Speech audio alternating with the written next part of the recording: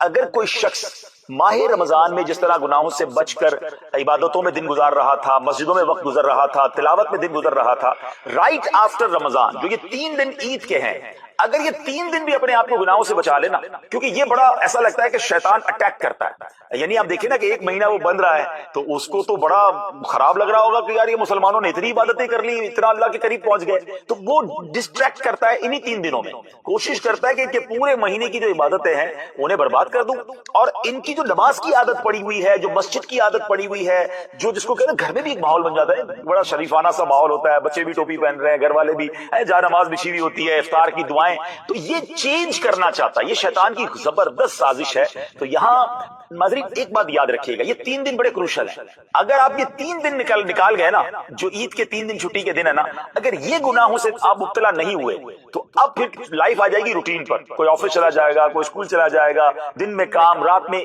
جو ایک مصروفیات ہے زندگی کی شروع ہو جائیں گی، تو وہ جو گناہوں کا بڑا چانس تھا نا وہ آپ سروائیو کر جائیں گے۔ تو یہاں میں ناظرین کو یہ میسج دوں گا اور ہم اس پر بات بھی کریں گے انشاءاللہ کہ ہمیں یہ 3 دن کسی طریقے سے یہ پلان کر لینا ہے کہ ہم نے گناہ میں نہیں گزارنا۔ بہت سارے کام ہیں، دیکھیں میں دوبارہ عرض کرتا ہوں، کھانا پینا، دوستوں سے ملنا،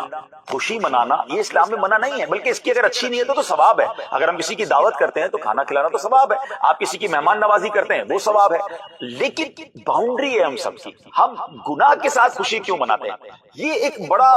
معاملہ ہے، میں چاہوں گا ہم ڈسکس کرتے ہیں اس پر۔ احسان بھائی پہلے آپ سے شروع کرتے ہیں۔ یہ واقعی ایک بڑا مسئلہ ہو گیا ہے مسلمانوں میں کہ جب بھی خوشی منانی ہے، whenever we try to celebrate something، جناب اس میں اللہ کو ناراض کرنا ہے، یہ ایک ایسا شیطان کا وار ہے جو لوگ شاید سمجھ نہیں پا رہے۔ کیا فرمائیں گے آپ اس بارے میں؟ بھائی صاحب، یہ جو آپ نے ابھی پوائنٹ آؤٹ کیا ہے، اس میں یہ سمجھتا ہوں کہ جیسے حدیث پاک میں بھی آتا ہے کہ جب رمضان آتے ہیں تو شیطان کو قید کر لیا جاتا ہے، تو کیا اس کی ایک وجہ یہ نہیں ہے کہ جیسے ہی رمضان ختم ہوتا ہے وہ شیطان جو آزاد ہوتا ہے اور جو اس نے اپنے بدلے لیتا ہے ہم لوگوں سے، کہ جس طرح سے ہمیں گمراہ کرنے کی کوشش کرتا ہے، نیکی کے راستے سے ہٹانے کی کوشش کرتا ہے، تو یہ اس کی ایک وجہ آپ نہیں سمجھتے کہ یہ چیز ہے؟ ایسے دیکھیں، یہی تو مجھے میں سمجھانا چاہ رہا ہوں نا، اور یہ ہم سب نے سمجھنا ہے کہ شیطان جلا بھنا بیٹھا ہوا ہے کہ 1 مہینہ یہ بندے اللہ کے قریب چلے گئے، اب 3 دن میں ان کا جو ہے نا سارا کیا کرایا جو ہے نا اس پہ پانی پھیرنا ہے۔ اب عقل مند کون ہے کہ شیطان کی اس وار کو سمجھ لے اور 3 دن کے لیے اپنے آپ کو بچا لے، کیونکہ 3 دن کے بعد وہ پریشر نہیں رہتا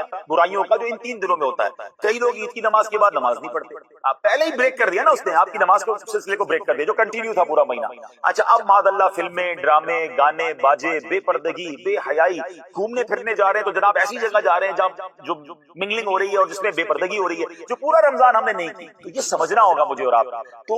اب یہاں ایک چھوٹا سا جس کو کہتے ہیں چھپتا ہوا میسج ہے کہ وہ لوگ جب عید کا چاند نظر آتا ہے اور مسجد سے دور ہو جاتے ہیں، نمازوں سے دور ہو جاتے ہیں، گناہوں کی طرف چلے جاتے ہیں، کیا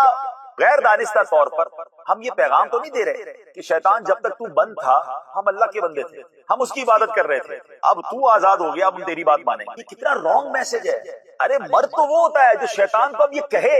کہ تجھ سے جو ہو سکتا ہے کر لے، جو آپ نے کہا نا کہ شیطان جو ہے وہ اٹیک کر رہا ہے، تجھ سے جو ہو سکتا ہے کر لے، میں رحمان کا بندہ ہوں، تو بند تھا میں نے پریکٹس کر لی۔ ہاں یاد رہے نیٹ پریکٹس ہوتی ہے، پھر اس کے بعد فائنل مقابلہ ہوتا ہے، یہ پورا مہینہ پریکٹس کی ہم نے مقابلے کی، اور پہلی بال پہ آؤٹ ہو گئے، پہلے ہی دن بولڈ ہو گئے کہ ابھی تو چاند ہی نظر آیا ہے اور لوگ مسجدوں سے دور چلے گئے۔ تو آپ سوچیں کہ یہ کیسی پریکٹس تھی، یہ کیسی تیاری تھی؟ نہیں، اس بار تمام ناظرین غور کر لیں کہ ہم نے شیطان کی باتوں میں نہیں آنا، ہم نے عید بھی نمازیں پڑھ کے گزارنی ہے، عید میں بھی گناہوں سے بچنا ہے انشاءاللہ۔ تو یہ انشاءاللہ سب کے لیے میسج ہے۔ عرفان بھائی آپ سے بات شروع کرتے ہیں، عید کیسے گزارتے ہیں ویسے؟ ماشاءاللہ سب سے پہلے تو آپ کو بہت بہت مبارک کہ آپ نے اتنا اچھا پروگرام ارینج کیا۔ عید کا تو یہ ہوتا ہے کہ سارا سال ایک انتظار ہوتا ہے، عید کا ایک خوشی کا دن ہوتا ہے، خاص طور پر چھوٹے بچے ہوتے ہیں وہ عید کی نماز کی تیاری کرتے ہیں اور ان کو بہت خوشی ہوتی ہے کہ عید کی نماز ظاہر سی بات ہے سال میں ایک بار ہی ہوتی ہے، ہاں تو سال کے بعد جو آتی ہے تو اس وجہ سے بچوں میں بھی وہ خوشی ہوتی ہے۔ اچھا دوسرا یہ میں کہوں گا کہ عید ایک اتنا خوشی کا دن ہے کہ جتنی بھی کسی سے گلے شکوے ہوں، اس دن انسان ایک مسلمان ایک دوسرے سے گلے مل کر ساری گلے شکوے دور ہو جاتے ہیں اور محبت بھرا پیغام ہوتا ہے۔ سارا دن انسان ایک دوسرے سے مسلمان اپنے گھر والوں سے اس سے ملنا جلنا رہتا ہے، جس کی وجہ سے دل سے کینہ، بغض، حسد یہ سب نکل جاتا ہے۔ اسلام کا یہ اتنا اچھا یعنی کہ میسج ہے، بلکہ عید کی نماز ہی ایسی ہے کہ نماز پڑھتے ہی فوراً انسان ایک دوسرے سے جب گلے ملتا ہے تو اس وقت ساری یعنی کہ خوشی کا یہ تو عرفان بھائی ایک اور پہلو کی طرف لے گئے۔ ویسے ناظرین سوچئے کہ یہ جو کہہ رہے ہیں اگر ایسا ہے تو بہت اچھی بات، تو زبردست ہو گیا نا کہ گلے شکوے دور ہو گئے اور دل صاف ہو گئے، مگر ایسا ہوتا کم ہے، گلے بھی مل رہے ہیں، عید کی مبارکباد بھی دے رہے ہیں اور دل سے معاف بھی نہیں کر رہے۔ مزہ تو اس بات میں جو ہمارے عرفان بھائی کہہ رہے ہیں نا کہ بس عید کا دن آ گیا، خوشیوں کا دن آ گیا، اب کیا دشمنی رکھنی، اب کیا دل میں بات رکھنی، یہ بھی اللہ کا بندہ میں بھی اللہ کا بندہ، ہو گئی کوئی بات نہیں، دل بڑا کریں، عید مبارک کریں، اب عید مبارک بھی کر رہے ہیں اور دل بھی بھرا ہوا ہے، تو سبحان اللہ بڑا اچھا ان کی میں تو سمجھتا ہوں ہمیں پوائنٹ ملا ہے کہ آج سارے بھائی یہ نیت کر لیں،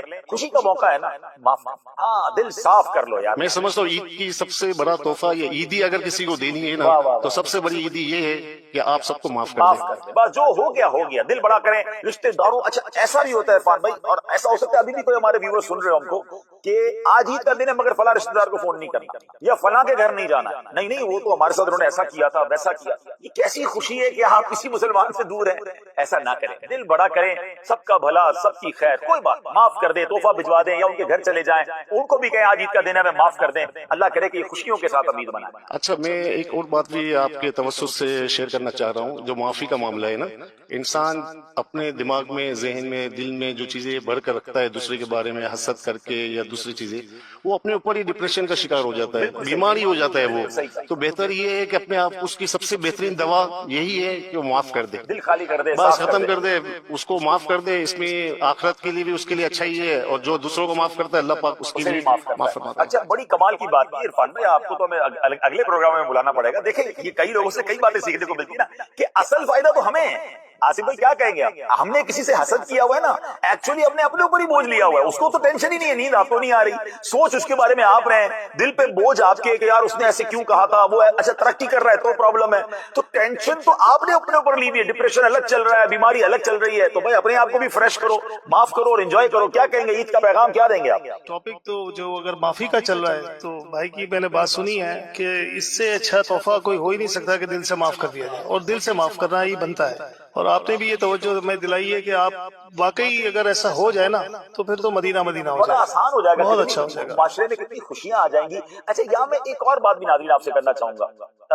میں اور آپ سب کیا چاہتے ہیں؟ اللہ ہمیں معاف کر، ہمارے سارے، اچھا ہم کہتے ہیں کہ اللہ کے بارے میں یا اللہ میرے صغیرہ بھی گناہ معاف، میرے کبیرہ بھی معاف، میری ہر غلطی معاف کر دے۔ اچھا ہے بڑی لاجیکلی بات، تھوڑی گہری ہے، سب سنیے گا، میں رب سے یہ چاہ رہا ہوں کہ اے اللہ تو میری ہر غلطی معاف کر دے۔ سوال یہ تم نے دوسروں کی غلطیاں معاف کی، ہم کسی کی غلطیاں نہ معاف کریں، اللہ میری غلطیاں معاف کر دے۔ بھائی پہلے آپ بندوں کو تو معاف کریں نا، اور پھر اللہ سے عرض کریں کہ مولا میں نے بندہ ہو کر تیرے بندوں کو معاف کر، اے اللہ تو کریم ہے، تو رحیم ہے، تو آج عید کی خوشیوں میں مجھے بھی معاف کر دے۔ آپ بلیو کریں، آپ دل بڑا کر لیں، بہت اچھا ہو جائے گا۔ آصف بھائی ویسے نارمل عید کیسے گزرتی ہے؟ عید والے دن کیا کیا کرتے ہیں کچھ بتائیں نا ہمارے ناظرین۔ سر نارملی بس عید کی جو تیاریاں ہوتی ہیں عموماً اصل میں عید تو بچوں کی ہوتی ہے، اور بچیاں ماشاءاللہ میرے گھر میں تو بچیاں زیادہ ہیں، تو ماشاءاللہ جو ان کی تیاریاں، کپڑوں کی رات سے ہی تیاریاں ہوتی ہیں۔ میں نے ایک ذہن اپنے بچوں کو یہ دینے کی کوشش کی ہے جو ہمیں اپنے بڑوں سے سیکھنے کو ملا ہے، کہ میں اپنے ہر پچھلے کوئی 20 سال سے کنٹینیو میں نے اس پریکٹس کو رکھا ہوا ہے کہ اپنے چھوٹے بچے سے لے کے میرے الحمدللہ رب العالمین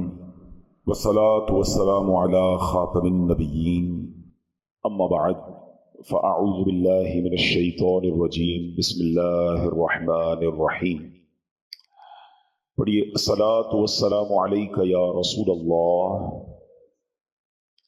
وعلی آلک واصحابک یا حبیب اللہ، الصلاة والسلام علیک یا نبی اللہ وعلی آلک واصحابک یا نور اللہ۔ درود پاک پڑھنے کے بے شمار فضائل و برکات ہیں۔ بڑی پیاری کتاب ہے، حدیثوں پر مشتمل ہے، 40 اطہار،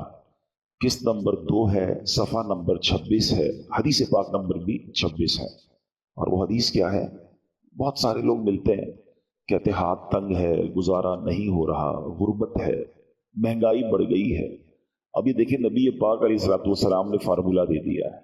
میرے آقا فرماتے ہیں اللہ پاک کا کثرت سے ذکر کرنا اور مجھ پر درود شریف پڑھنا غربت دور کرتا ہے۔ یہ ذہن بنا لیں کہ ذکر اللہ اور درود پاک یہ کثرت سے کیا کریں۔ اب ذکر اللہ کیسے ہو سکتا ہے؟ افضل الذکر، سب سے افضل ذکر کہا گیا لا الہ الا اللہ ہے، تو تسبیح پڑھتے رہا کریں، لا الہ الا اللہ کی تسبیح پڑھیں اور 3-4 بار پورا کلمہ بھی پڑھ لیں، لا الہ الا اللہ محمد الرسول اللہ، یہ سب سے افضل ذکر ہے۔ پھر اس کے بعد آپ सुबहान अल्लाहि व बिहम्दिही सुबहान अल्लाहिल अज़ीम, ये पढ़ते रहा करें।